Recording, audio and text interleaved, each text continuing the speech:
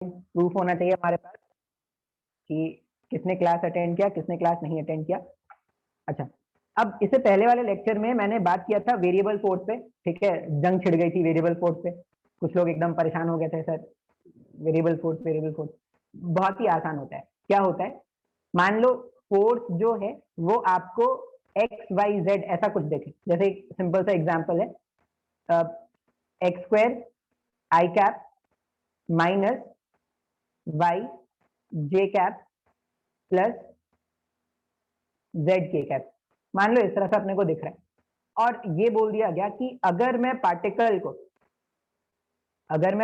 को 1,1,2 से ले जाकर 1,1,2 से ले जाकर कहीं पर पहुंचा देते हैं, पार्टिकल को पॉइंट ए से पॉइंट बी तक लेके चले जाओ, और पॉइंट बी का कोऑर्डिनेट कुछ भी ले लेते हैं। क्या ले लेते हैं सर कोऑर्डिनेट? कुछ भी ले लो सर अपने हिसाब से, -1,0,1, मान लो इस तरह से मैंने वैल्यूज ले लिए, ठीक है, यहाँ पे 3 ले लो।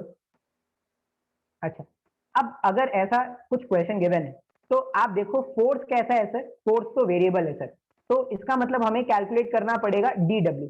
और हम डी डब्ल्यू कैसे कैलकुलेट करते हैं, जब भी फोर्स वेरिएबल है तो हमें फोर्स वेक्टर को मल्टीप्लाई करना पड़ेगा छोटा सा डिस्प्लेसमेंट वेक्टर डीएस वेक्टर से। अब यहां पर अगर देखोगे तो फोर्स वेक्टर तो हमारे पास आई कैप जे कैप के कैप के टर्म्स में है, लेकिन डिस्प्लेसमेंट के लिए इन्होंने कोऑर्डिनेट्स बता दिया कि ये इनिशियल पोजीशन था और ये फाइनल पोजीशन।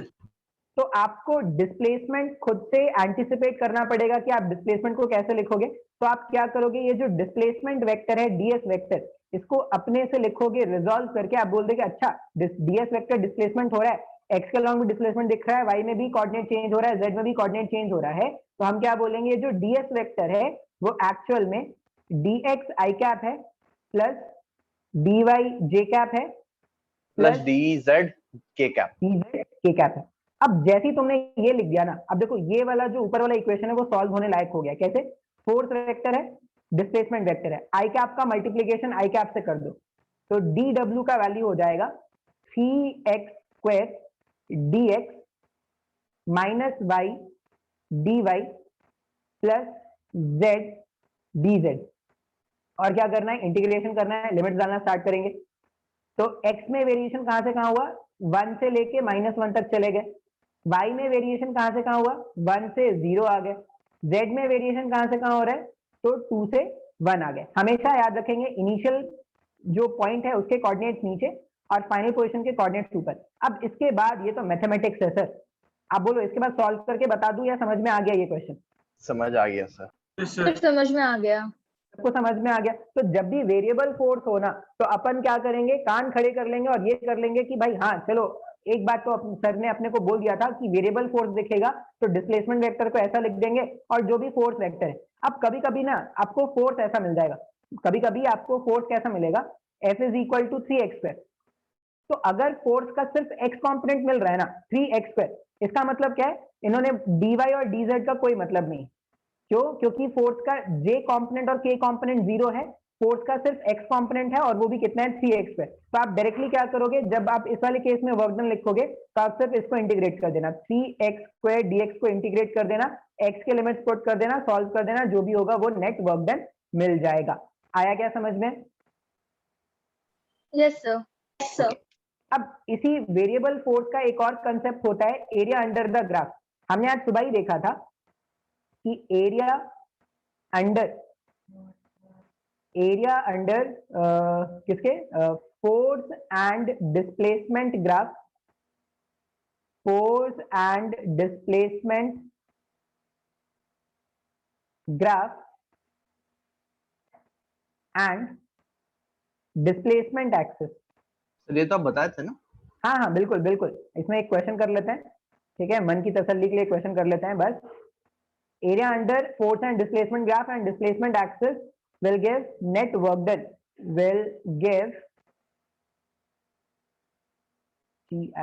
हाँ give net work done। अब कैसे क्वेश्चन आ सकते हैं सर, तो एक ग्राफ दे देंगे आपको, इस तरह से एक ग्राफ दे देंगे और ये बोलेंगे कि सपोज ये जो ग्राफ है वो कुछ तो इस तरह का ग्राफ है,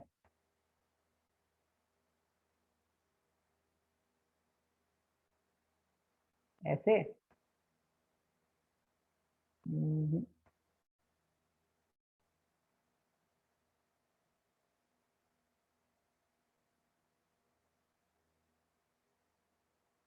ऐसा उन्होंने क्या कर दिया, एक ग्राफ बना के अपने को दे दिया, dotted dotted dotted dotted dotted dotted. ये बोल दिया कि इधर फोर्स एक्सिस है, इधर डिस्प्लेसमेंट x है, x रिप्रेजेंट कर रहा है डिस्प्लेसमेंट, ये बता दिया उन्होंने। ये मान लेते हैं 0 है, ये मान लो 50 है, फोर्स यहाँ पे 50 न्यूटन था, यहाँ पर 20 है, x का वैल्यू 20 मीटर्स का है, यहाँ पर ये मान लेते हैं 40 मीटर्स का है, और ये मान लो ये -10 न्यूटन का वैल्यू है। अब इस वाले क्वेश्चन में पूछा गया है find the net work done. Question पूछा गया है find the net work done. अब work done positive negative zero सब हो सकता है, तो इस बात का ध्यान आपको रखना है कि नेट वर्क डन अगर कैलकुलेट करना है, जैसे अभी देखो जो एरिया ऊपर के साइड में है वो होता है पॉजिटिव एरिया और ये होता है नेगेटिव एरिया। अब कभी भी अगर आपको टोटल वर्क डन कैलकुलेट करना हो, इस तरह के क्वेश्चन आ जाए और नेट वर्क डन पूछा जाए, आप क्या करना, पॉजिटिव एरिया से नेगेटिव एरिया को माइनस कर लेना। तो पॉजिटिव एरिया कितना हो जाएगा, ट्राइंगल है सर, तो ट्राइंगल का एरिया होता है sir half 20 base into height, half base into height कर दिया, इसमें माइनस कर देंगे 500 आ जाएगा, माइनस कर देंगे एरिया, तो ये कितना हो गया 20 से ये 40 हो गया। तो ये तो रेक्टेंगल है ना, हाँ रेक्टेंगल है, 20 इंटू 10, 20 इंटू 10 कितना हो जाएगा 200, 200। ये 200 और ये गायब कर दो तो देखो 500 वर्क डन कितना आ जाएगा, नेट वर्क 300 डन आएगा 300 आएगा। वो आ जाएगा 300 जूल्स का। नेट वर्क डन कितना आ गया 300 जूल्स। आया क्या समझ में ये, Yes, sir. आसान है क्या? हाँ तो या ना? -200 वो उसका डाउन वाला ब्लॉक का हुआ ना। हाँ देखो वर्क डन नेगेटिव होगा, डाउनवर्ड में चले जाओगे तो वर्क डन नेगेटिव है, तो वर्क डन नेगेटिव उसको माइनस में लिख दिया, तो -200 negative work done. Positive work done कितना हो रहा है, पॉजिटिव वर्क डन हो गया हमारे पास प्लस में 500, तो 500 माइनस 200 कितना हो जाएगा 300, तो ये नेट वर्क डन हो गया। क्लियर है ना? Okay yes sir. Okay okay. अच्छा तो वर्क डन पे हमने क्या किया है, कुछ कुछ बातें कर लिया है, ठीक है। अच्छा अभी और भी कुछ अच्छे लेवल के क्वेश्चन आएंगे कभी कभार, तो वो भी हम डिस्कस करेंगे, लेकिन हम पहले बेसिक बेसिक बातें कर लेते हैं। तो जो नेक्स्ट बेसिक बात हम अपने को जो करनी है वो है एनर्जी। नेक्स्ट हमें जो बात सीखनी है वो क्या है, वो है एनर्जी। कितने लोग हैं, 30 पार्टिसिपेंट्स है, काफी है, पढ़ने वाले इतने ही होते हैं, इतना इससे ज्यादा नहीं होते किसी भी बैच में, ठीक है। ऐसा थोड़ी कि मेरे ही बैच से सारे डॉक्टर्स आ जाएंगे, ऐसा थोड़ी होगा। मैं ऐसा चाहूंगा लेकिन वैसा नहीं हो सकता, चाहत इतनी लालची नहीं होनी चाहिए, कुछ भी नहीं चाह लेना चाहिए। एंड एनर्जी, एनर्जी के बारे में तुमने कुछ तो सुना है, क्या होता है energy? Yes sir, power by time. Capacity to do work. Capacity to do work, ठीक है, बचपन से यही इसका डेफिनेशन चलता हुआ है। आज भी हम क्या करेंगे, अपने बचपन के दिनों को याद करेंगे और वही डेफिनेशन लिख लेंगे, कैपेसिटी टू डू वर्क। कोई मतलब बता सकता है क्या? ये डेफिनेशन ठीक है, अच्छा लगा था सुनने, कोई इसका मतलब बता सकता है क्या? क्या तो क्या जितना वर्क हुआ उसमें जितना हम लोग का एनर्जी कंज्यूम हुआ, वो मतलब हम लोग का जितना एनर्जी कंज्यूम हुआ। ओके सही है, और कुछ? सर मैं प्रैक्टिकली बता सकता हूँ, मतलब एग्जांपल। अरे बिल्कुल, मेरे को वही चाहिए भाई, डेफिनेशन तो हमने लिख ही दिया, जो अपने को स्कूल कॉलेज के एग्जाम में लिखना है वो डेफिनेशन तो हमने लिख दिया। सर मान लीजिए आप कोई डंबल को पकड़े हैं, उसको उठा रहे, तो एक स्पेसिफिकली वर्क डन हो रहा है, तो उसमें हम लोग कुछ एनर्जी लॉस होता है, वो एनर्जी ट्रांसफर होता है, तो उसी को हम लोग एनर्जी कह सकते हैं, मतलब certain kind of thing is getting. अच्छा वहां पे हमारा सही है, वैसा ही कुछ है। जैसे तुम ये सोचो, तुम आज दिन भर तुमने क्या किया, मतलब कुछ तो किया होगा, क्लासेस के बाद गए होगे, कोई किसी को डांसिंग का शौक होगा, किसी को सिंगिंग का शौक होगा, किसी को कुछ नहीं करने का शौक होगा। आजकल वो ऐड चलता है ना, कभी कुछ ना करके देखो, तो मान लो किसी को कुछ नहीं करना, हाँ, कुछ नहीं करना था, किसी को कुछ नहीं कर रहे, तभी आप एनर्जी कंज्यूम कर रहे हो सर ठग लाइफ, वो इंटरनल ऑर्गन, ठग लाइफ, हाँ ठीक है। आप वो जो इंटरनल ऑर्गन्स है वो काम कर रहे हैं, उनको एनर्जी चाहिए। तुमने पढ़ा होगा कि वो फूड इंटेक लेते हैं तो एनर्जी एटीपी में रिलीज होती है, और वो जो एटीपी में एनर्जी बन के आती है वही मस्कुलर एक्टिविटीज और ऑल भी दूसरे दूसरे तरह के जो एक्टिविटीज होते हैं उसमें खर्च किया जाता है। इसका मतलब ये है कि तुमने लिया फूड, ठीक है, फूड लिया, food is a form of energy, ठीक है। अब जब तुमने फूड लिया, उस एनर्जी को तुम क्या कर रहे हो, यूज कर रहे हो वर्क डन करने के लिए। तो सीधा सा ये है कि अगर आपके पास एनर्जी नहीं है तो आप वर्क डन नहीं कर सकते। तो कैपेसिटी टू डू का वर्क का मतलब होता है कि आपने वो जो फूड इनटेक किया, उसमें से वो रेस्पिरेशन प्रोसेस हुआ, एनर्जी ब्रेकडाउन हुआ, अब वो जो एनर्जी मिला वही मसल्स में आ रहा है, उसी से हम क्या कर रहे हैं, जो भी अपना दिन का काम है, चलना फिरना बैठना उठना, मारना दौड़ना, जो भी कर रहे हैं वो हम इस एनर्जी से कर रहे थे। तो अगर किसी को कोई काम करना है, कोई वर्क डन किसी को करना होता है, तो उसको उसके पास एक एनर्जी चाहिए। अब यहाँ पे एनर्जी अगर तुम सोचो तो बहुत ही ब्रॉड वे में है एनर्जी सर, एनर्जी बहुत ब्रॉड वे में है, क्योंकि बहुत मेजर कंसर्न है एनर्जी क्राइसिस, ठीक है। लेकिन उन सारे एनर्जी के बारे में बात नहीं करेंगे हम अपने सिलेबस में। अब wind energy, tidal energy, Modi ji ने सोलर दिया था, एनर्जी, सोलर एनर्जी, जो भी geothermal, energy, hydro, geothermal, hydro energy, internal energy, ये एनर्जी, वो एनर्जी, लो एनर्जी, दो एनर्जी, बहुत सारे एनर्जी हैं, सबके एनर्जी के बारे में बात नहीं करेंगे। हम किसके बारे में बात करेंगे सर? हम बात करेंगे मैकेनिकल एनर्जी, हम बात करेंगे मैकेनिकल एनर्जी। और ये जो मैकेनिकल एनर्जी है, ये दो तरह से हम इसको डिवाइड करते हैं। मैकेनिकल एनर्जी को दो तरह से हम डिवाइड करते हैं, एक हम बोलेंगे काइनेटिक एनर्जी और एक पोटेंशियल, और एक हम बोलेंगे पोटेंशियल एनर्जी। अब हमने दो डिवीजन तो कर दिया है। काइनेटिक एनर्जी ना बहुत ही आसान है समझना, मतलब काइनेटिक एनर्जी कुछ है ही नहीं। तुम ऐसा समझ लो कि काइनेटिक एनर्जी एक बार मैं समझा दूंगा तो समझ में आ जाएगा। मेन आपने को दिमाग लगता है पोटेंशियल एनर्जी में, और इतना जान लो पोटेंशियल एनर्जी का जो समझ है ना, वो तुमको 11th में भी काम आएगा, 12th में भी काम आएगा। काइनेटिक एनर्जी में कुछ है ही नहीं सर, काइनेटिक एनर्जी बहुत ही आसान है, अगर कुछ नहीं है तो तुरंत बता देते हैं। काइनेटिक एनर्जी कुछ नहीं तो फिर दिए क्यों है सर? मतलब सिलेबस बढ़ाने के लिए, अच्छा दिखे। अच्छा दिखे नहीं, मतलब ये यूज में आएगा। एक थ्योरम हम पढ़ेंगे वर्क एनर्जी थ्योरम, उसमें ये काम आएगा, ठीक है, वहां पर है। एक्चुअल में क्या है ना, काइनेटिक एनर्जी का मतलब क्या है, कोई भी ऑब्जेक्ट अगर भाग रहा है, मूविंग, कोई भी मोशन में, ऑब्जेक्ट मोशन में है, तो उसके उसके पास एक तरह का एनर्जी है, ठीक है।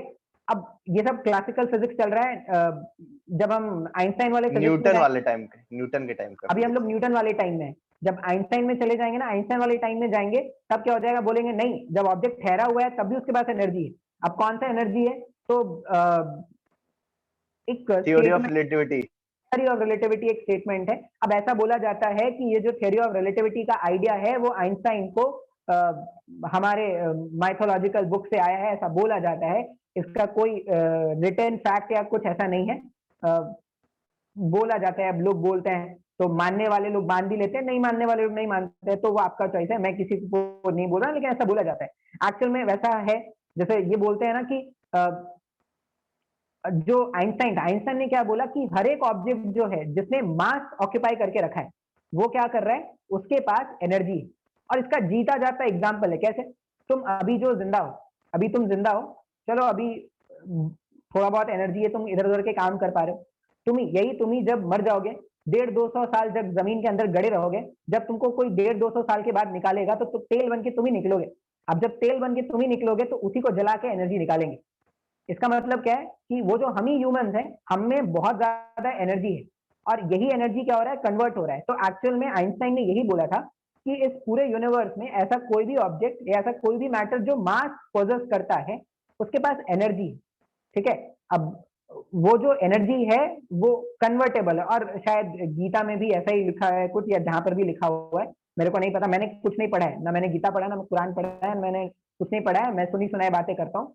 तो उसमें ऐसा कुछ लिखा हुआ है कि जो आत्मा है वो अमर है, मतलब आत्मा इज ट्रांसफरिंग, ठीक है, आत्मा ट्रांसफर हो रही है। बॉडी क्या है, बॉडी एक हाँ फॉर्म सर, ऑफ वो एनर्जी है। मासलेस है, इसीलिए वो एनर्जी नहीं लेता है। Sir, Yes, sir. Massless. if you want to feel, sir, if you want to feel after 2 a.m. at night, you can feel it. नहीं नहीं नहीं नहीं, वो एक हॉरर मीम मूवी चलता है ना। देखने के बाद। हाँ हाँ, नहीं, एक मीम ये भी चलता है ना कि अगर आपको लगता है कि आप अकेले हो तो Sir, रात के naturally, sir, रात में horror naturally you movie can also do it. So naturally आप कर सकते हो। मैं कभी अकेला फील नहीं करता भाई, मेरे को हमेशा लगता है कि 3-4 लोग हैं मेरे साथ, मैं कभी अकेला फील नहीं करता। और मेरे को सर मैं इसका मजा लेता हूँ सर, हॉस्टल में हम लोग कोई हॉरर फिल्म लगा देते हैं, अब Yes, कुछ sir. बच्चे हैं डरते हैं तो हम लोग मजा Yes, लेते sir. हैं उसका। नहीं देखो, वही समझ तो रहे हो सर, ना? वही तो अच्छा है सर, कुछ वही कुछ अच्छा हॉरर है। मूवीज है भाई, डरावनी होती है, कुछ कुछ सही में कॉमेडी बना देते हैं, लेकिन कुछ कुछ आप हॉरर मूवीज देखोगे तो थोड़ा डर तो रहता है, या थोड़ा बहुत उसका इम्पैक्ट तो रहता है दिमाग में। सर ज्यादातर हॉलीवुड वाले। हॉलीवुड वाले का, तो बॉलीवुड खतरनाक का तो देखा जाता है। तो फॉर्म ऑफ एनर्जी है, ठीक है, हर कोई एनर्जी है। मतलब तुम अपने आप को कभी यूजलेस मत समझना। हो सकता है तुम्हें लग रहा होगा कि अभी सर मैं कोई काम का नहीं हूँ, सर मेरे घर वाले मेरे को कोई काम का नहीं समझते, तो अपने घर वालों को बोलना कि ठीक है अभी तुमको लग रहा है ना कोई काम के नहीं है, 150-200 साल के बाद जब मैं जमीन के अंदर गड़ जाऊंगा, जब मेरे कोई लोग पेट्रोल बन के निकालेंगे ना, तो इंजन चलाऊंगा, गाड़ियां चलाऊंगा, हवाई वो जहाज सब उड़ाऊंगा मैं ही। देखने के लिए तो घर ये आप वाले बता तो सकते हो। होंगे ही नहीं। नहीं, घर वाले को बता देना भाई कि ठीक है चलो अभी मेरी वैल्यू नहीं है, अगर यही मोदी गवर्नमेंट रही तो हम जल्दी पेट्रोल 200 के पार भी पहुंचा देंगे। अभी तो अब की बार फिर 100 के सर पार हो हम लोग चुका है। जाएंगे सर लेकिन इलेक्ट्रिक अगर कार पे, और बोलेंगे तो क्या। हम लोग को सर क्या बहुत सर अभी सर बहुत टॉपिक कुछ। पे ध्यान देते हैं। हाँ सर ये सर टॉपिक। पढ़ाइए। देखो तुम लोग के घर वाले तुम लोग को जैसा मनाना है मना सकते हो। काइनेटिक एनर्जी का मतलब होता है सिंपल सा, ऐसा ऑब्जेक्ट इन कोई भी, मोशन। हाँ ऐसा कोई भी ऑब्जेक्ट जो मोशन में है वो एक एनर्जी पोजेस करता है, और एनर्जी को ही क्या बोलते हैं, काइनेटिक एनर्जी। तो कैसा डेफिनेशन लिखते हैं स्कूल कॉलेज के लिए, जो कभी नहीं आएगा, आप बेफिक्र रहो, स्कूल कॉलेज में वर्क एनर्जी ये सब डेफिनेशन नहीं आता, वो क्लास 10 तक आता था। अब क्या डेफिनेशन आता है, हाफ यूनिट को एमवी define- स्क्वायर। नहीं नहीं, अब वो क्या बोलेंगे, 1 जूल डिफाइन करो, वो बोलेंगे 1 न्यूटन डिफाइन सर करो। ये तो तो 10th में भी आता था। हाँ लेकिन अब 11th में ना यही आएगा डेफिनेशन। 11th में अगर कोई पूछता है मेरे से कि सर डेफिनेशन भी आता है क्या, ना कभी नहीं। डेफिनेशन बहुत रेयर आता है, मतलब एकदम सीबीएसई वालों की हालत एकदम खराब हो गई है, उनको कोई क्वेश्चन नहीं मिल रहा है, एकदम बुरी किस्मत हो गई सर है। मिड टर्म में कोई डेफिनेशन आएगा? देखो मिड टर्म में मेरे को नहीं पता क्या क्वेश्चन कैसा है, कौन सेट कर रहा है, मेरे को नहीं पता। तो तुम देखो एक ऐसा है ना कि जैसे पेपर तो मेरे को ही चेक करना होगा तुम लोग का। तो मान लो अगर तुमने काइनेटिक एनर्जी, अब तुम काइनेटिक एनर्जी के बारे में जो तुम समझते हो ना वो भी तुम लिखोगे तो मैं तो मार्क्स दूंगा। इंपॉर्टेंट ये नहीं है कि बुक का डेफिनेशन तुमने लिखा, इंपॉर्टेंट ये है कि तुमको समझ में आता है कि नहीं। अब मैंने तुमसे पूछा है काइनेटिक एनर्जी और तुम अगर पावर का डेफिनेशन लिख दोगे तो शायद मैं मार्क्स ना दे पाऊं, मतलब फिर मैं कैसे मार्क्स दूंगा कल को अगर कोई तुम्हारा सर कॉपी आप चेक। ही चेक करना, फिर कुछ भी हो जाए आप ही चेक करना। वो ऐसे हाँ 100 नहीं 200 ज्यादा गए लेकिन चेक प्लीज कर लेना सर। Yes sir please. अच्छा ठीक है, काइनेटिक एनर्जी में क्या बोलोगे, energy possessed by an object, energy possessed by an object by an object by virtue of its motion। ये वर्चू का मतलब होता है बाय मीन्स ऑफ, ठीक है, by virtue of its motion. और किसी भी पार्टिकल का जो काइनेटिक एनर्जी है, काइनेटिक एनर्जी है, इस काइनेटिक एनर्जी का जो फॉर्मूला है वो है half m v square. Kinetic energy का फॉर्मूला होता है हाफ एम वी स्क्वायर। बस ध्यान रखने वाली बात क्या है, यहाँ पे ये जो वी लिखते हैं वो वेलोसिटी नहीं है, वो क्या है, स्पीड है। ठीक है। तो हाफ एम वी स्क्वायर, अगर आप इसको सॉल्व कर दोगे तो आपको पार्टिकल का काइनेटिक एनर्जी मिल जाएगा। अब मान लो क्वेश्चन आता है, क्वेश्चन कैसा आता है, तो फॉर्मूला डिराइव करना आएगा क्या? नहीं अभी पेज एक बार प्रीवियस पेज। काइनेटिक एनर्जी का फॉर्मूला डिराइव करने, नहीं ऐसा नहीं आता। वर्क एनर्जी थ्योरम डिराइव करने आता है स्कूल कॉलेज के एग्जाम में, वो मैं करा दूंगा डेरिवेशन। सर ये नहीं स्कूल आएगा कॉलेज के इसमें। एग्जाम बोलते सर, कॉलेज में भी ऐसा कुछ आता है क्या? मतलब जैसे तुम अभी स्कूल में हो ना, मतलब मैंने 10th के बाद कॉलेज ज्वाइन किया था, जूनियर कॉलेज। Yes sir. हाँ साउथ में होते हैं वैसे, वैसे मेरे स्टेट में भी थे। मान लो क्वेश्चन ऐसा है, क्वेश्चन क्या है, इफ ये जो नेक्स्ट फ्यू वीक्स होंगे इसमें हम ये एग्जाम की तैयारी करेंगे कि एंट्रेंस के लिए आप पढ़ाएंगे? ये वाला इस प्रैक्टिस के ऊपर एग्जाम है। की तैयारी पता नहीं, मैं देखना पड़ेगा, क्योंकि हम लोग को ये बोला गया है कि एलन के सिलेबस के अकॉर्डिंग चलना है। तो अगर एलन के सिलेबस के अकॉर्डिंग चलना है तो एग्जाम का प्रिपरेशन तो थोड़ा मुश्किल होगा मेरे लिए। तो अगर तुम बोलोगे तो मैं कुछ एक्स्ट्रा क्लास लेके आप प्रिपरेशन करा सकता हूँ, लेकिन वो फिर रेगुलर क्लास के बाद ही होगा फिर। सर मतलब इसी टाइम में? हाँ मतलब ऐसा कोई टाइम दे के हम हाँ सर मैनेज इसी कर। टाइम पे रख लीजिए सर एक्स्ट्रा क्लासेस। चलेगा, सर इसी टाइम में रख लीजिए। हाँ बोलो, कोई कुछ बोल रहे हैं? सर मिड टर्म्स में एंट्रेंस बेस्ड क्वेश्चन भी आएंगे या नहीं नॉर्मल नहीं नहीं नहीं एनसीईआरटी? नहीं, normal NCERT, normal. Normal NCERT, NCERT में जो जो लिखा है तो वैसा। We can chill. हाँ चिल नहीं, ऐसा मत करना भाई, सब्जेक्टिव टेस्ट है, लिखना पड़ेगा। Yes sir. सब इफ सर मोमेंटम, मतलब आप लोग एंट्रेंस का पढ़ाते रहेंगे और हम इधर इसका भी प्रिपेयर करेंगे, क्या क्या करेंगे sir?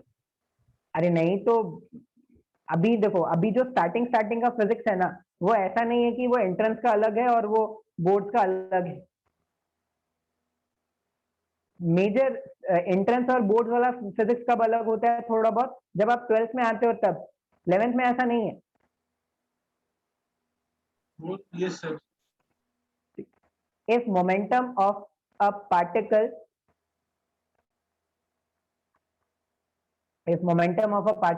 is increased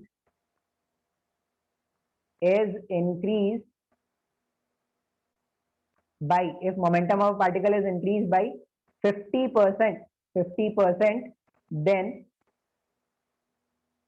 find the increase in kinetic energy. Sir ये क्वेश्चन मैं किया हूँ sir. 125%. Find the increase in kinetic, मेरे को नहीं पता।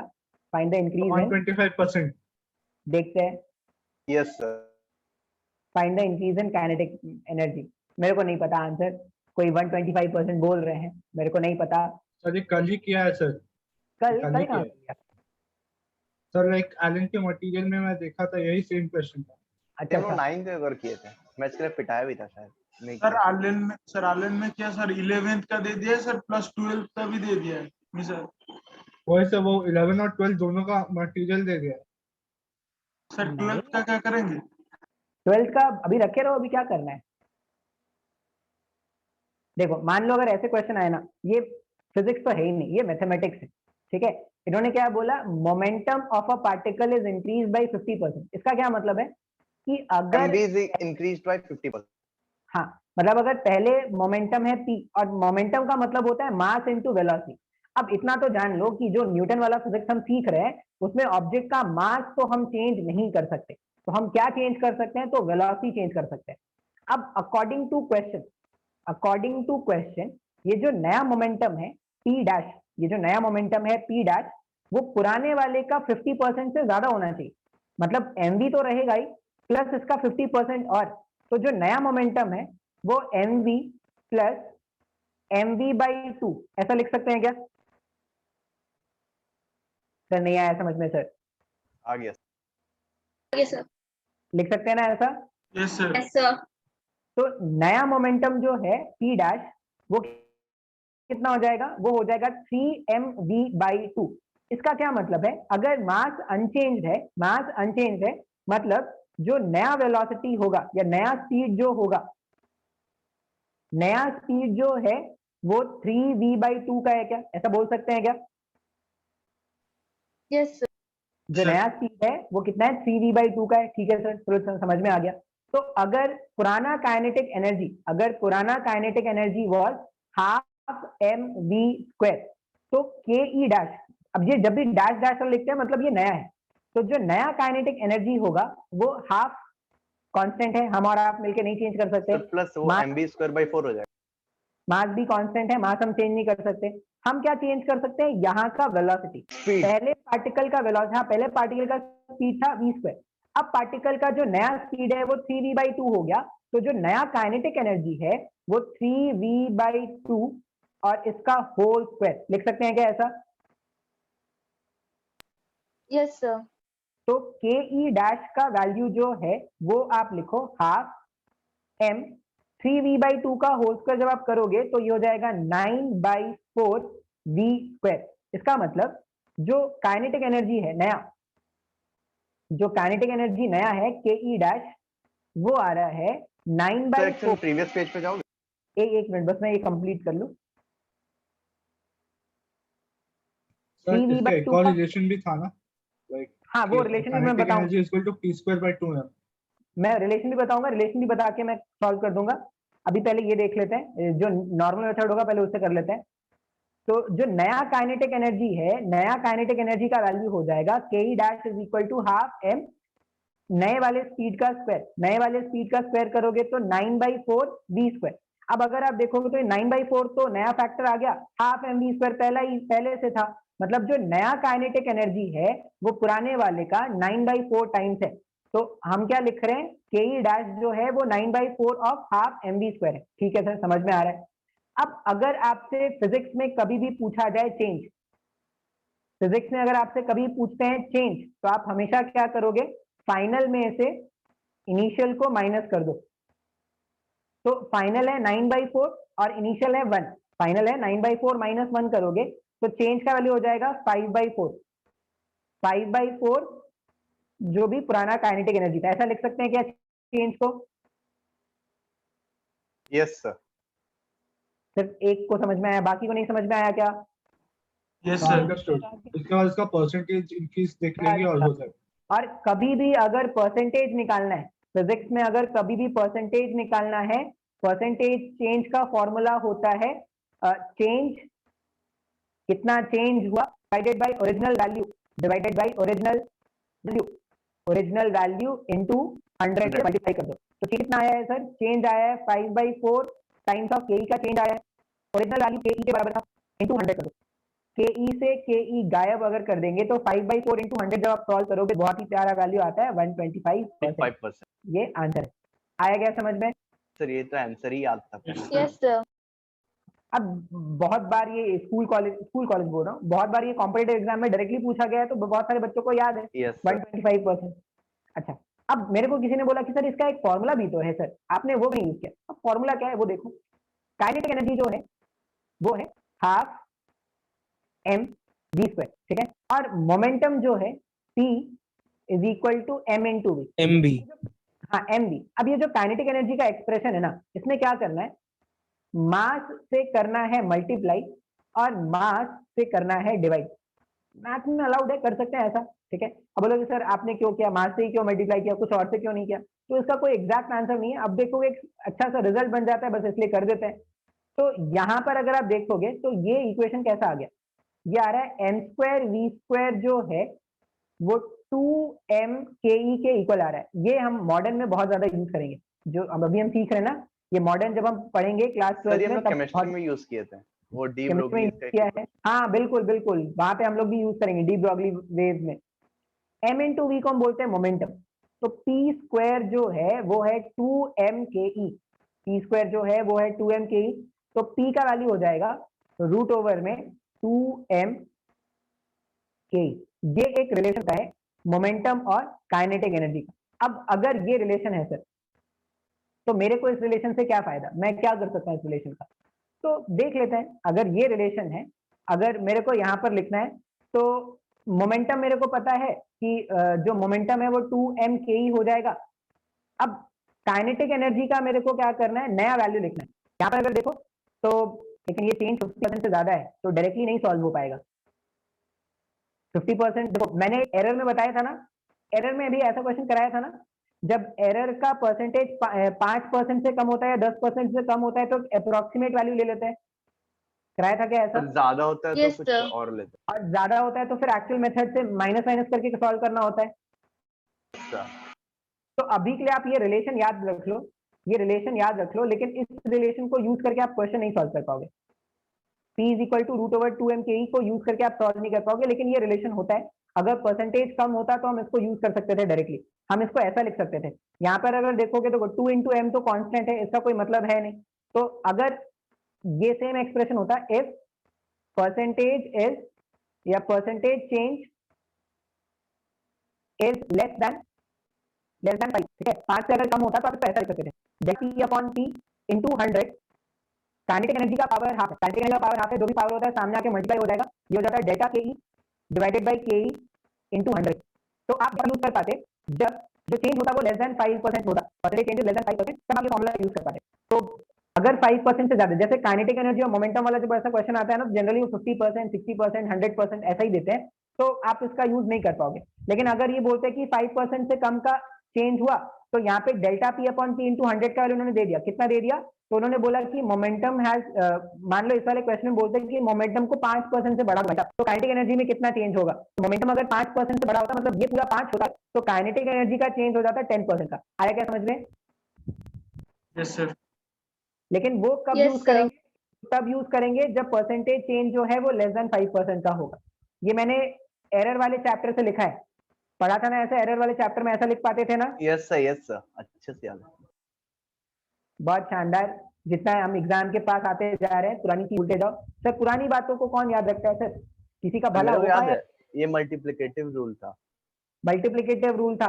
मास तो मास कांस्टेंट है, मास अजर अमर है भाई अपने इंक्लूड physics। नहीं होगा, मास और मास न्यूमेरिकल्स में वैल्यू नहीं, इंक्लूडेड नहीं होगा। तो जो भी परसेंटेज चेंज मोमेंटम का है वैसा ही परसेंटेज चेंज काइनेटिक एनर्जी का लिख देंगे। बस काइनेटिक एनर्जी का पावर 1/2 था, तो ये 1/2 आएगा। Yes sir.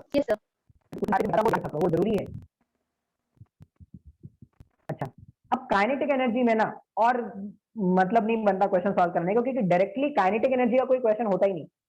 डायरेक्टली अगर कोई पूछे काइनेटिक एनर्जी का क्वेश्चन तो ऐसा कुछ बनता ही नहीं है, कोई ढंग का क्वेश्चन नहीं होता।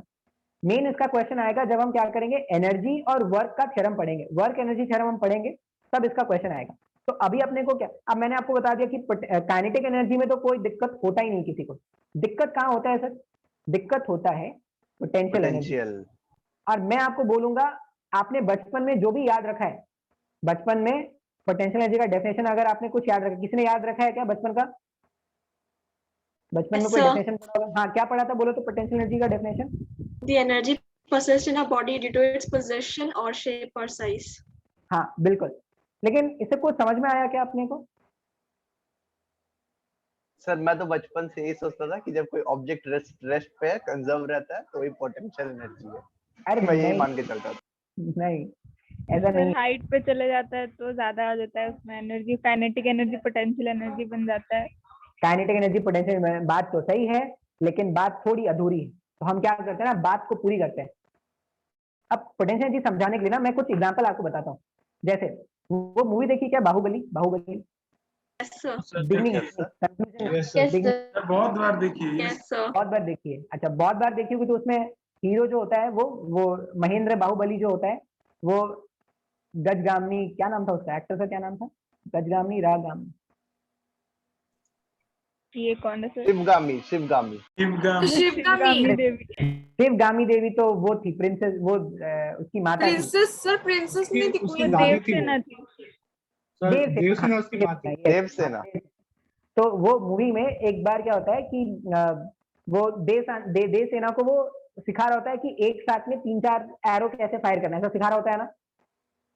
हाँ सर, वो Yes, उसके sir. बीच में Yeah. सिखा रहा था। Yes. याद करो। अब तुमको ना प्रभास को याद करना है, ना तुमको अनुष्का को याद करना है, तुमको किसको याद करना है?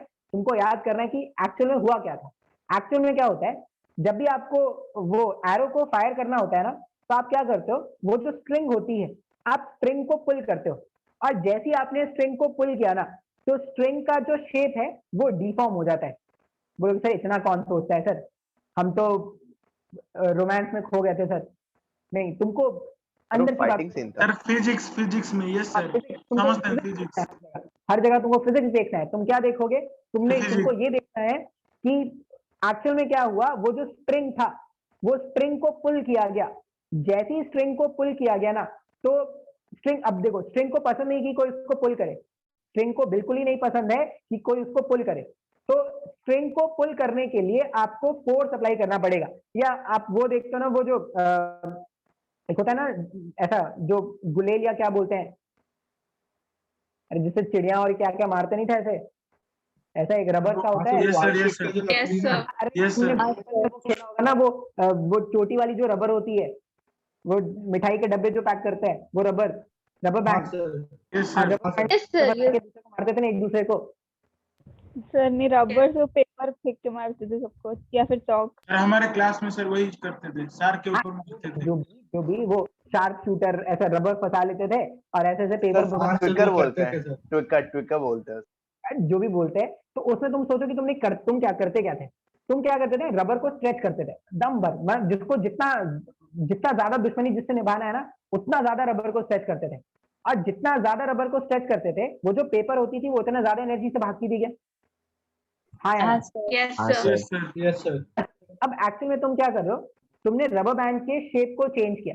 अब जैसे ही तुमने रबर बैंड के शेप को चेंज किया, अब रबर बैंड का शेप खुद से चेंज नहीं होने वाला। शेप को चेंज करने के लिए वर्क डन अप्लाई, अगर तुम चाहते हो कि रबर बैंड का शेप चेंज हो, तो रबर बैंड पे वर्क डन करना पड़ेगा। अब जैसे ही तुमने रबर बैंड पे वर्क डन किया ना, वो जो वर्क डन है वो रबर बैंड में स्टोर हो जाता है in the form of its potential energy. अब ये पोटेंशियल क्यों बोलते हैं इसको? ये पोटेंशियल वर्ड ना इंग्लिश वाले टीचर बहुत खतरनाक यूज करते हैं। मतलब ऐसा बोलते हैं कि तुम में पोटेंशियल है, ऐसा तुमको बहुत सारे टीचर्स तुमको बोलते हुए मिलेंगे कि तुम में पोटेंशियल है लेकिन तुम पढ़ते नहीं हो, ऐसा तुमको बोला गया सर वही क्या? ना, रिजर्व एनर्जी मतलब प्रिजर्व करके रखते हैं, प्रिजर्व करते हैं। हाँ, तो अगली बार जब वो पूछे पोटेंशियल क्या है, तो पोटेंशियल का मतलब क्या होता है? हिडन। मतलब वो महाभारत के टाइम का एक सीन है ना, वो जब हनुमान जी को बताया जाता है कि आपका जो पोटेंशियल है वो ऐसे उड़ने का और फल खाने का नहीं है, आप लंका जलाने वाला पोटेंशियल रखते हो भाई। Yes, सर वो रामायण वाला है। रामायण है। रामायण में वो फिर महाभारत में हनुमान। सर महाभारत में हनुमान कहाँ से आया? महाभारत तो एक सीन था सर, हनुमान थे उसमें एक सीन। हनुमान है। हाँ ये महाभारत सर में था। सर फॉरेस्ट में थे वो। फॉरेस्ट में एक थोड़े सीन है, से भीम के साथ एक सीन है, कोई बात नहीं। वो सर दारा सिंह जी तो। हाँ कोई बात नहीं, अपने को तो स्टोरी समझना है ना। तो ये हिडन एनर्जी है, ये पोटेंशियल एनर्जी जो है वो हिडन एनर्जी है। अब बोलोगे सर कैसे हिडन है सर, क्यों हिडन है? तो एक सीधा साधा एग्जांपल देखो, क्या करते हैं ना, एक ऑब्जेक्ट लेते हैं, ठीक है, ये ऑब्जेक्ट मेरा मोबाइल फोन है, अभी ऑब्जेक्ट को ऐसे ऊपर लेके जा रहे हैं, खुद से क्यों नहीं चला गया ऊपर? ये जो ऑब्जेक्ट अगर ग्राउंड में ऐसे रखा हुआ था तो खुद से ऊपर क्यों नहीं गया? बोलो खुद से ऊपर क्यों नहीं जा रहा है? फोर्स तो उसका कोई खुद का Force फोर्स is नहीं है। acting downwards. नो Gravity उसको हमेशा क्या कर रही है, नीचे खींच रही है, उसको ऊपर जाने नहीं दे रही है। तो अगर मैं energy is preserved, energy preserve ऐसा नहीं बोलेंगे, ग्रेविटी क्या कर रही है, उसके नीचे खींच रही है। तो अगर मैं ये चाहता हूं कि ऑब्जेक्ट ऊपर जाए, तो मैं एक्सटर्नल एजेंट, मुझे इस पे वर्क डन करना पड़ेगा ना, फोर्स ऊपर की तरफ, डिस्प्लेसमेंट भी ऊपर की तरफ। तो जब मैं इस मोबाइल फोन पे वर्क डन करूंगा तो मैं उसको ग्राउंड से कुछ हाइट पर ले जा सकता हूं क्या? हाँ या ना? Yes sir. अच्छा, अब आपने जो Yes, sir. वर्क डन किया वो गया कहाँ? आपने अगर कुछ वर्क डन किया तो वो कहीं तो गया होगा ना, कहीं तो स्टोर हुआ होगा। तो वो वर्क डन जो आपने किया, उस पार्टिकल को ऊपर लिफ्ट करने के लिए आपने जो वर्क डन किया ना, वो उस पार्टिकल में और अर्थ वाले सिस्टम में स्टोर हो जाता है in the form of its potential energy. Potential energy मतलब हिडन एनर्जी। अब हिडन क्यों है? क्योंकि मान लो ये ऑब्जेक्ट यहाँ पे रखा हुआ है, तुम्हें लग रहा है कि इसके पास कोई एनर्जी है? बोले कि नहीं सर, कहाँ सर, आप मजाक करो, कोई एनर्जी तो है नहीं। क्यों नहीं लग रहा कि एनर्जी है? क्योंकि वो हिडन है, अभी नहीं दिख रहा। लेकिन जैसे मैं इसको रिलीज करूंगा, अब मैं ज्यादा अच्छे से रिलीज नहीं कर सकता, ज्यादा अच्छे से रिलीज करूंगा तो नुकसान हो जाएगा मेरे को, सर ड्रॉप टेस्ट हो जाएगा। ड्रॉप टेस्ट हो जाएगा। तो आप जैसे ही उसको रिलीज करते हो ना, तो जिस मोमेंट पे आपने उसको ड्रॉप किया, उसके जस्ट बाद उसके बाद कुछ स्पीड आ जाता है, मतलब उसके पास काइनेटिक एनर्जी आ गया। मतलब जब वो रुका हुआ है तब कोई काइनेटिक एनर्जी नहीं है सर, लेकिन जैसे ही मैंने रिलीज किया, ऑल ऑफ सडन उसके पास एक एनर्जी आ गया। अब अगर वो मोशन में, तो उसके पास काइनेटिक एनर्जी है। इसका मतलब अब हम तो ये जानते हैं ना, अब एनर्जी कंजर्वेशन हमने पहले भी सुन रखा है कि एनर्जी को ना ही मिटाया जा सकता है, एनर्जी को ना ही बनाया जा सकता है, एनर्जी को एक फॉर्म से दूसरे फॉर्म में बदला जा सकता है। ऐसा तुमने सुन रखा होगा ना कभी तो? यस सर, हाँ energy can neither be created nor be destroyed, nor be destroyed, ठीक है, nor be created nor be destroyed. तो अगर ये ऑब्जेक्ट ऐसे रखा हुआ है, ग्राउंड से कुछ हाइट पर अगर ऐसे रखा हुआ है, इसका मतलब क्या है? इसके पास एक एनर्जी, ठीक है। कौन सी एनर्जी है? तो हिडन एनर्जी है, वो एनर्जी जो अपने को नहीं दिख रही। लेकिन जैसे ही आप इसको रिलीज करोगे मतलब जो फोर्स था जो उसको ऊपर लेके आ रहा था, आप वो जैसे ही हटाओगे तो ये क्या करेगा? नीचे गिरना स्टार्ट करेगा। और जब वो नीचे गिरना स्टार्ट करेगा तो उसके पास स्पीड आ जाएगा, मतलब काइनेटिक एनर्जी आ जाएगा। इसका मतलब अगर मैं बोल रहा हूँ कि ड्रॉप करने के जस्ट बाद इसके पास काइनेटिक एनर्जी है, मतलब जब मैंने इसको होल्ड करके रखा है तब भी इसके पास एक एनर्जी है। डेफिनेटली वो एनर्जी मेरे को नहीं दिख रहा, लेकिन इसके पास एक एनर्जी है। कौन सा एनर्जी है? तो इसके पास एनर्जी है पोटेंशियल एनर्जी। तो वो जो हिडन एनर्जी है जो अपने को नहीं दिख रहा, लेकिन जैसे आप सिस्टम को रिलीज करते हो, फ्री करते हो, तो वो एनर्जी जो आ जाती है उसी को हम क्या बोलते हैं? Potential energy. अब पोटेंशियल एनर्जी कहाँ से आएगा? तो स्प्रिंग वाला एग्जाम्पल समझो। आप स्प्रिंग को ऐसे कंप्रेस करते हो, आप जैसे रिलीज करते हो तो स्प्रिंग अपने नेचुरल शेप में वापस आता है क्या? Yes sir. आपने उसको कंप्रेस करने के लिए वर्क डन किया, आप मतलब एक्सटर्नल एजेंट क्या कर रहा है? सिस्टम पे वर्क डन कर रहा है। अब सिस्टम पे एक्सटर्नल एजेंट ने जो वर्क डन किया सिस्टम को डिफॉर्म करने के लिए या सिस्टम को चेंज करने के लिए, वही सिस्टम में स्टोर हो जाता है in the form of its potential energy. अब इसको पोटेंशियल वर्ड क्यों बोलते हैं? क्योंकि ये जो एनर्जी है वो होता जरूर है लेकिन वो हिडन है। वो कब दिखेगा? जब यही पोटेंशियल एनर्जी काइनेटिक एनर्जी में कन्वर्ट होना स्टार्ट हो जाता है तो अपने को एनर्जी दिखता है। थोड़ा बहुत समझ में आया क्या मतलब? Hidden energy Yes, sir. Potential. Yes, sir. Yes, Yes. sir. ठीक है, तो आपने मेरे को कुछ लोगों ने जो एग्जांपल दिया था कि सर ऑब्जेक्ट को जितना ऊपर लेके जाएंगे उतना ज्यादा पोटेंशियल एनर्जी है, बिल्कुल बात सही है। तुमने बचपन में ये फॉर्मूला पढ़ा है कि ग्रेविटेशनल पोटेंशियल एनर्जी जो है, ग्रेविटेशनल पोटेंशियल एनर्जी जो है, सबने पढ़ा होगा ये GH. m × g × h है, पढ़ा है क्या ये सबने? mgh, yes sir. Yes, sir. Yes. इसमें क्या होता है, ऑब्जेक्ट है m मास का और इसका हाइट ग्राउंड से जो होता है उसी को हम क्या बोलते हैं, उसको हम m बोलते हैं। तो अब तुम खुद से सोचो, आप ग्राउंड से जितना ऊपर लेके चले जाओगे इसको, उतना ज्यादा पोटेंशियल एनर्जी होगा। और उतना ज्यादा पोटेंशियल एनर्जी कितना कैसे आया, आप एक्सटर्नल एजेंट जो है वो उतना ज्यादा वर्क डन करेगा। अगर मान लो मैं यहाँ पे लेके आऊं h1 हाइट पर, या मैं यहाँ पर लेके चले जाऊं h2 हाइट पर, तो डेफिनेटली h2 हाइट पर ले जाने के लिए एक्सटर्नल एजेंट को ज्यादा ज्यादा पोटेंशियल एनर्जी भी होगा। तो H2 हाइट पर अगर ले जाने के लिए ज्यादा वर्क डन करना पड़ेगा, मतलब H2 हाइट पर पोटेंशियल एनर्जी ज्यादा है, H1 हाइट पर पोटेंशियल एनर्जी क्या है, कम है। तो हम पोटेंशियल एनर्जी का जो डेफिनेशन जो पूरे फिजिक्स में, मतलब जब तक मैं हूं, जब तक तुम हो, जब तक फिजिक्स है, ठीक है, जब तक ऐसा कुछ ना हो जाए जैसा अफगान में हुआ है, अफगानिस्तान में जैसा हुआ है, तब जब तक ऐसा कुछ ना हो जाए तब तक इंडिया सेफ है, तब तक फिजिक्स सेफ है, तब तक हम क्या बोलेंगे, तब तक हम एक स्टेटमेंट याद रख लेंगे। अब ये पोटेंशियल एनर्जी का डेफिनेशन कोई तुमसे स्कूल कॉलेज में नहीं पूछेगा, और अगर मान लो तुमसे किसी ने स्कूल कॉलेज में पूछा कि व्हाट इज पोटेंशियल एनर्जी, तो आप यही डेफिनेशन बोलना जो मेरे को किसी ने कुछ टाइम पहले बताया था कि energy possessed by an object, energy possessed, ये पोजेस मतलब समझते हैं ना, पोजेस्ड बाय अ घोस्ट मतलब भूत तुम्हारे अंदर है, तो वैसा ही पोजेस मतलब ये तुम्हारे अंदर है, ये एनर्जी तुम्हारे अंदर है। Energy possessed by an object, energy possessed by an object by virtue of it, by virtue of its position, by virtue of its position, comma, configuration,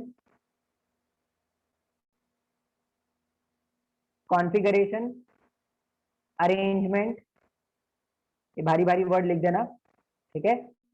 energy possessed by an object by virtue of its position, configuration, arrangement, etc. is known as its potential energy. Is known as its potential energy. ये definition आपको याद रखना है school college के लिए, और आपको next जो डेफिनेशन याद रखना है वो आपको याद रखना है कॉम्पिटिटिव एग्जाम के लिए। मतलब आज के बाद से अगर मैं कभी पूछूं कि आप क्या समझते हो पोटेंशियल एनर्जी से, तो आप ये बोलना, क्या बोलोगे, सिस्टम को बनाने के लिए, सिस्टम को बनाने के लिए, सिस्टम को बनाने के लिए या बने हुए सिस्टम, सिस्टम को बनाने के लिए या बने हुए सिस्टम में चेंज लाने के लिए, बने हुए सिस्टम में चेंज लाने के लिए एक्सटर्नल एजेंट, अरे यार ये आएगा नहीं, इधर लिखते हैं, के लिए एक्सटर्नल एजेंट जो भी वर्क डन करेगा वो सिस्टम में स्टोर हो जाएगा, वो सिस्टम में स्टोर हो जाएगा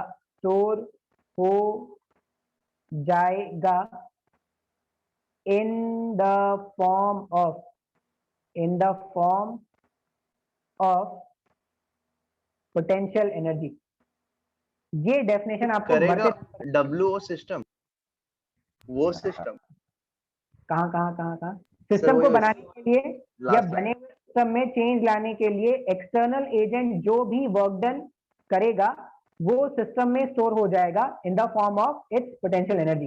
ये डेफिनेशन आपको याद रखना है, और समय जितना हम आगे पढ़ते जाएंगे ना फिजिक्स में, आपको ये डेफिनेशन में याद दिलाता रहूंगा और ये डेफिनेशन क्लियर कराता रहूंगा। जैसे एक सीधा सा एग्जांपल बोलते हैं, ये सबने लिख लिया क्या? in the form of potential energy. हाँ, in the form of potential energy of the system. मतलब इतना समझ लो कि एक्सटर्नल एजेंट ने जो वर्क डन किया वही सिस्टम का पोटेंशियल एनर्जी। जैसे इस वाले एग्जांपल में अगर एक्सटर्नल एजेंट यहाँ तक लेके आता तो सिस्टम का पोटेंशियल एनर्जी कम है, यहाँ तक लेके आएगा तो सिस्टम का पोटेंशियल एनर्जी ज्यादा हो गया। फिर वो देवसेना और वो बाहुबली वाला जो एग्जांपल है उसमें भी अगर देखोगे तो देवसेना ने अगर रोप को इतना स्ट्रेच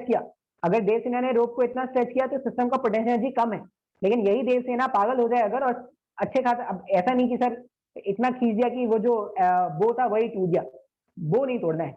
ऐसा नहीं कि सारा गुस्सा बो पे ही निकाल दिया, तोड़ दिया बो, ऐसा नहीं करेंगे। तो बो को खींचना है लेकिन उसका जो लिमिटेशन है वहीं तक। तो जितना ज्यादा आप स्ट्रेच करोगे एक्सटर्नल एजेंट ने उतना ज्यादा वर्क डन किया। सिस्टम वो वाले सिस्टम में क्या था, सिस्टम बना हुआ है, वो जो बो और एरो का सिस्टम है वो बना हुआ है, उसमें चेंज ला रहे हैं। कैसे चेंज ला रहे हैं, हम वायर को स्ट्रेच कर रहे हैं। तो वायर को स्ट्रेच किया हमने, सिस्टम में चेंज आया। सिस्टम में चेंज लाने के लिए जो भी वर्क डन एक्सटर्नल एजेंट करेगा वही सिस्टम में स्टोर हो जाएगा in the form of its potential energy. तो आई होप ये थोड़ा बहुत समझ में आया है अभी पोटेंशियल एनर्जी का definition. Yes, sir. Yes, Yes, sir. sir. आया है क्या? Yes, sir. Okay. Yes, sir. हमारे पास ना दो पोटेंशियल एनर्जी है जो 11th के सिलेबस में, दो पोटेंशियल एनर्जी है जो 11th के सिलेबस में है। एक हम बात करेंगे ग्रेविटेशनल, एक हम बात करेंगे ग्रेविटेशनल पोटेंशियल एनर्जी, ठीक है। और दूसरा पोटेंशियल एनर्जी जो हमें बात करना है वो है elastic potential energy. Elastic potential energy, plastic नहीं है, इलास्टिक है, ठीक है। तो दो तरह का एनर्जी है हमारे पास। एक एनर्जी है ग्रेविटेशनल पोटेंशियल एनर्जी और दूसरा एनर्जी है elastic potential energy. Gravitational potential energy weight force के कारण आएगा और elastic potential energy spring force के कारण आएगा, ठीक है। तो हम क्या करते हैं, हम पहले बात करते हैं। अब इसका कोई डेरिवेशन है क्या सर? नहीं, कोई डेरिवेशन अगर तुमसे कोई बोलता है कि डेरिवेशन है, डेरिवेशन फाइंड आउट करो, तो फाइंड आउट कर लेते हैं डेरिवेशन। मान लो डेरिवेशन, ग्रेविटेशनल पोटेंशियल का डेरिवेशन मान लो, मेरे को जानना है। ग्रेविटेशनल पोटेंशियल एनर्जी, मान लेते हैं कि मुझे ग्रेविटेशनल पोटेंशियल एनर्जी का, अच्छा एक और बात याद रखना, एनर्जी का भी ऐसा यूनिट क्या होता है, जूल होता है। एनर्जी का भी ऐसा यूनिट कितना है, जूल। तो ग्रेविटेशनल पोटेंशियल एनर्जी कैसे डिफाइन करोगे, आप ये बोल दो एक ऑब्जेक्ट है, कितने मास का, m मास का।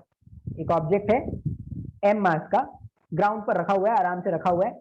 मैं चाहता हूं कि मैं इसको स्लोली, मैं क्या चाहता हूं, मैं चाहता हूं कि मैं इसको स्लोली ऊपर लेके जाऊं, मैं ये चाहता हूं। अब स्लोली का मतलब क्या है सर? स्लोली का मतलब है कि मैं इसको इक्विलिब्रियम में रखते हुए ऊपर लेके जा रहा हूं।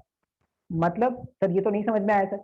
ये स्लोली वाला वर्ड आपको ना वर्क पर एनर्जी वाले चैप्टर में बार बार मिलेगा। तो स्लोली का मतलब होता है, मैंने क्या बोला कि मुझे इसको ऊपर लेके जाना है। अगर ऊपर लेके जाना है तो एफ एक्सटर्नल ऊपर की तरफ होना चाहिए और mg का वैल्यू डाउनवर्ड डायरेक्शन में होना चाहिए। तो जब भी आपको क्वेश्चन में स्लोली मिल जाए, सब हो ना, भाग तो नहीं गए ना? Sir, है। Yes, sir. Yes, sir. Yes तो जिंदा है। जिंदा है। अब देखो टाइगर हो ना हो, टाइगर को जिंदा जरूरी होना चाहिए, टाइगर जिंदा है। Yes, sir. नेक्स्ट पार्ट भी आ रहा है।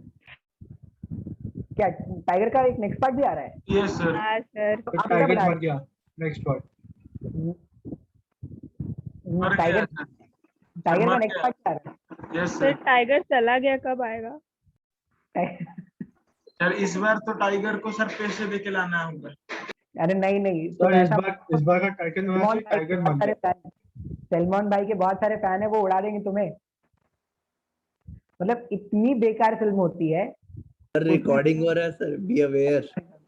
सर वो सलमान भाई के फैन है, हम योगी भाई के फैन है। पता नहीं यार, इतनी बेकार सर फिल्म हम होती है। मोदी भाई के लोग फैन। मर के जागते देखते हैं वो। सर कोई आपको बस कर देंगे सलमान खान के फैंस।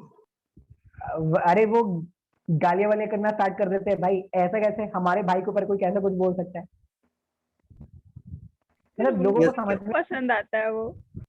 अरे नहीं, मेरे को क्या लगता है ना, लोगों को ये नहीं क्यों नहीं समझ में आता कि सबका एक टाइम होता है। चलो वो था, मतलब जो भी था एक्टर जैसा भी था उसका एक टाइम था।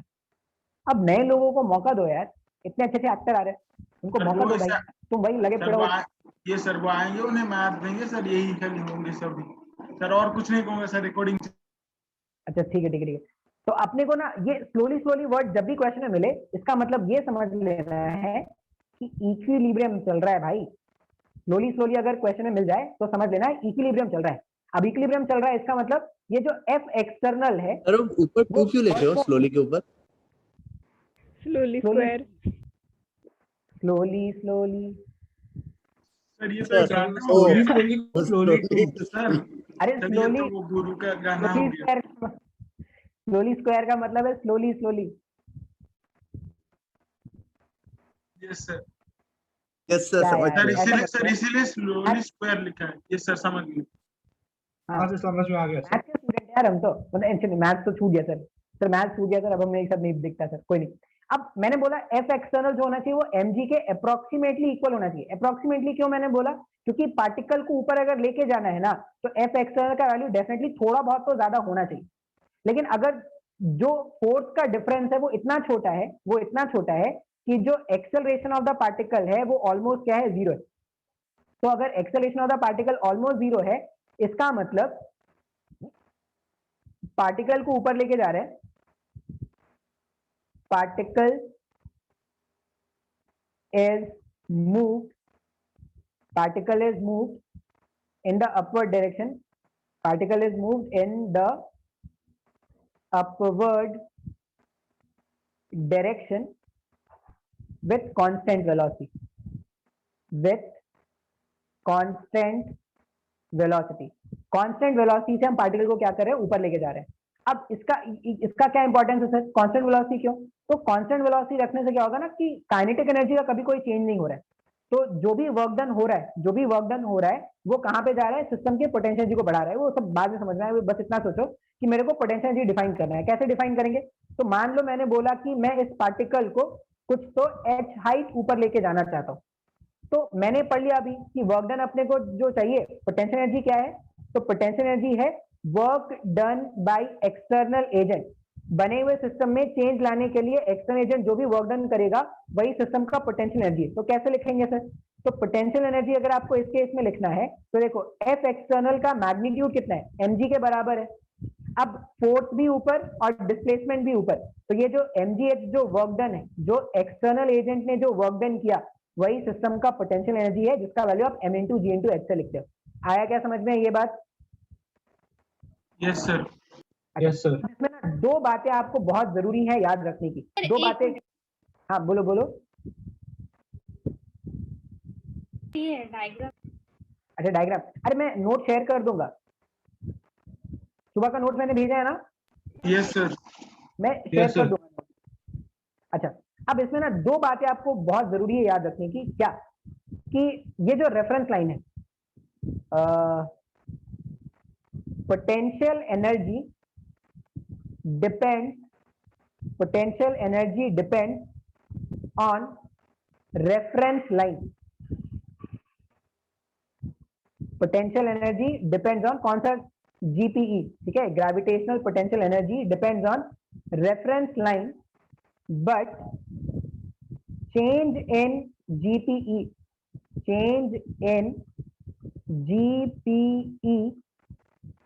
is independent of reference line। ये बहुत इंपॉर्टेंट पॉइंट है। क्या इंपॉर्टेंट पॉइंट है सर? जैसे मान लेते हैं ये ग्राउंड था, ये एक बिल्डिंग है और एक पार्टिकल यहां पर है, ठीक है। बिल्डिंग की हाइट है कुछ तो कैपिटल एच की, और ये जो पार्टिकल है वो कितने दूर पे रखा हुआ है, तो कोई स्मॉल एच के डिस्टेंस पे रखा है बिल्डिंग के हाइट से। ये बिल्डिंग थी, ठीक है, बिल्डिंग है, बिल्डिंग से एच हाइट के ऊपर पे एक एम मास का ऑब्जेक्ट रखा हुआ है। अब मैंने बोला कि मान लो रेफरेंस में इसको लो, अगर मान लो मैं रेफरेंस इसको लूं, अगर ये रेफरेंस है रेफरेंस 1, तो अकॉर्डिंग टू रेफरेंस 1, अब रेफरेंस कौन सिलेक्ट करेगा सर? तो हम और आप सिलेक्ट करेंगे। जब हम क्वेश्चन सॉल्व करने आएंगे ना, तो रेफरेंस क्या करेंगे? हम सिलेक्ट करेंगे। तो रेफरेंस के पीछे ज्यादा परेशान नहीं होना है। आप कोई भी रेफरेंस मानो, आपका जो आंसर है वो गलत नहीं आएगा। तो रेफरेंस हम सिलेक्ट करेंगे। तो अगर मैं बोलूं कि इफ दिस इज रेफरेंस, तो पार्टिकल का जो काइनेटिक एनर्जी है, सॉरी पार्टिकल का जो पोटेंशियल एनर्जी आप लिखोगे, तो पोटेंशियल एनर्जी में 1 लिख दे रहा हूं। तो पोटेंशियल एनर्जी का वैल्यू कितना हो जाएगा? m इंटू जी, m इंटू जी इंटू h प्लस h, ठीक है। लेकिन मान लो किसी ने बोला सर मैं उसको रेफरेंस क्यों मानूं, मैं इसको रेफरेंस मानना चाहता हूं। तो ठीक है, मान लो ये रेफरेंस 2 है, तो according to reference 2, according to reference 2, ये जो पोटेंशियल एनर्जी है इसका वैल्यू क्या हो जाएगा?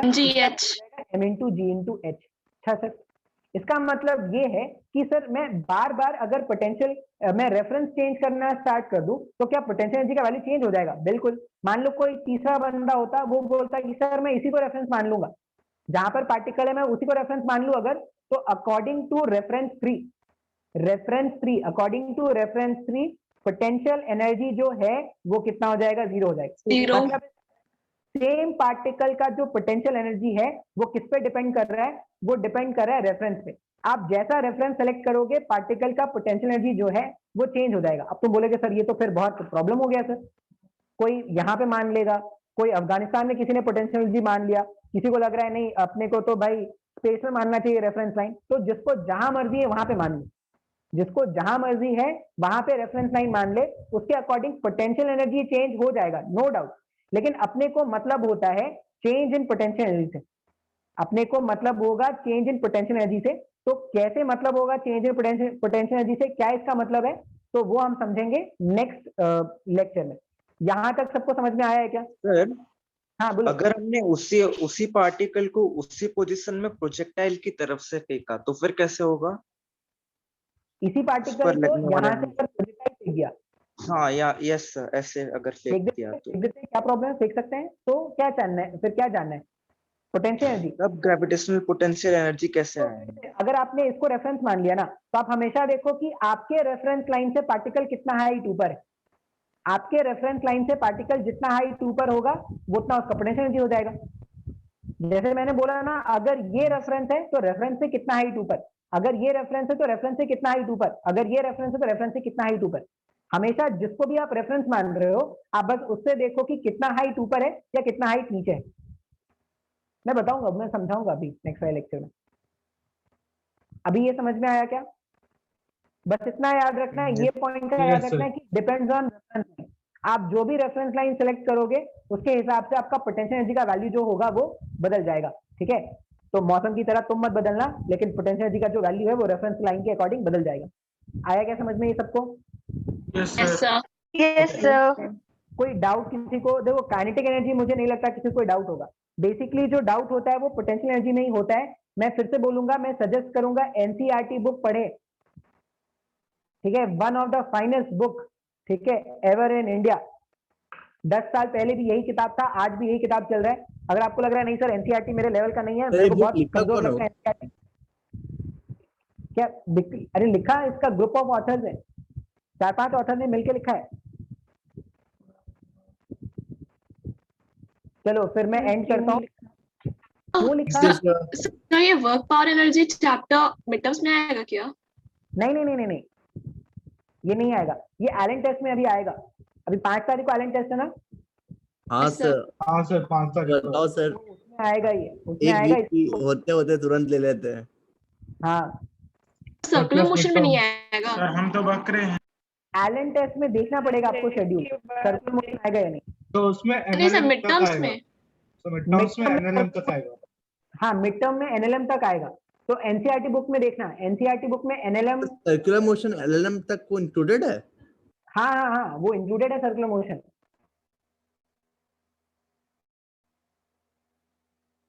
मैं एक बात बोलूं, देखो जो दूसरे सेक्शन है ना M1 M2 नहीं M2 तो आप ही हो, M1 जो बोर्ड स्पेसिफिक बैचेस हैं उनके टीचर्स का नोट तक, हाँ उनके उनके वहाँ पे जो सर लोग पढ़ाते हैं उनके उनके नोट्स ले लेना अगर आपको स्कूल कॉलेज में अच्छे मार्क्स लाने हैं तो। Yes sir. ठीक है, तो इनके तैयारी notes तो करने दे, वो तो तैयारी करने बैठ रहे हैं तो फिर नया नया चैप्टर वो अगले सर, एनुअल टेस्ट का तैयारी। एक तरफ से मेडिकल, एक तरफ से स्कूल कॉलेज, सर दोनों तरफ से जा रहे हैं सर। और कोई जाएगा तो सर पूरा 3 पीसेस में हो जाएंगे। नहीं नहीं थ्री नहीं पीसेस में तो हो चुके केबीपी कोर्स वाई, बहुत ज्यादा है। ये एलन भी वही। मेडिकल। सर नहीं मेरा नहीं तो संडे भी क्लास होता है सर, टेस्ट देता हूँ 3:45 से क्लास स्टार्ट हो जाता है 9:30 बजे तक, वो एनटीएससी का एक अलग। अच्छा, नहीं अपने आप को लिमिट मत करो कभी, मैं बस इतना बोलूंगा, तुम अपनी पोटेंशियल को रियली पहचानो। मतलब ये जो हम कर रहे हैं ना, मतलब जो भी हम कर रहे हैं एक्चुअल में क्या कर रहे हैं, बाद की लाइफ थोड़ी आसान हो जाए उसके लिए अभी हम मेहनत कर रहे हैं। आप इतना समझ लो कि अभी जितना ज्यादा एफर्ट अप्लाई करोगे बाद की जिंदगी थोड़ी आसान हो जाएगी। बहुत आसान हो जाएगी ये तो नहीं बोलूंगा, लेकिन थोड़ी आसान जरूर हो जाएगी, क्योंकि अगर अभी जो ऐसे ही एफर्ट में मौत हो गई तो ये तो हो ही नहीं सकता, ये मैं मान ही नहीं सकता कि ऐसा, जब तक आप ना चाहो ना कि कोई आपका बुरा करे, कुछ होगा ही नहीं बुरा। ये तो मैं बहुत स्ट्रांग बिलीव रखता हूँ इस बात पे। सर कोडा Yes, sir. फैक्ट्री का ट्रेलर देखे? किसका? सर कोडा फैक्ट्री का सीजन 2 का। सर वही सीजन 2 आ रहा है क्या? उसका, कोटा फैक्ट्री का। अच्छा मैं देखता हूँ, वो तो मस्त था यार, वो वेब सीरीज खतरनाक थी वो। वही सर, वो बहुत सही वेब सीरीज थी। सर अभी सीजन 2 में बोलता है कि आईआईटी जाके तू करेगा क्या? अच्छा सर वही, और जीतू भैया छोड़ देता है प्रोडिजी। तो जीतू भैया, अच्छा जीतू भैया तो अनअकैडमी में पढ़ाते हैं ना। हाँ यही सर, मतलब- वो अनअकैडमी में पढ़ाता है, लास्ट एपिसोड में दिखा। ऐड करने लगते हैं ना, यही बस अच्छा नहीं लगता है, बाकी सब सही लगता है। चलो फिर मैं एंड कर रहा हूँ meeting. Thank you sir, good night thank you sir. Sir. ठीक है, Yes, sir. Good night. Thank you, sir. Thank you sir. Night.